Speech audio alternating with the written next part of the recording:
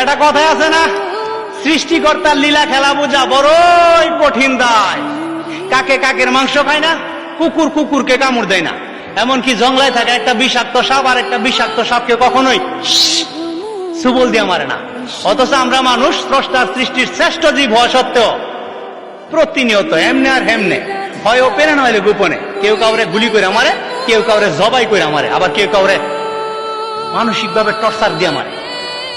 আমারও একজনে মারতেছে মানসিক ভাবে টর্চারিং করে। একটা সুস্থ স্বাভাবিক মানুষ মরে একবার, আর আমার মতো যারা মানসিক ভাবে কষ্ট পাইতেছে প্রতিনিয়ত, এরা মরে ক্ষণে ক্ষণে দমে দমে দিনে কয়েকশো বার।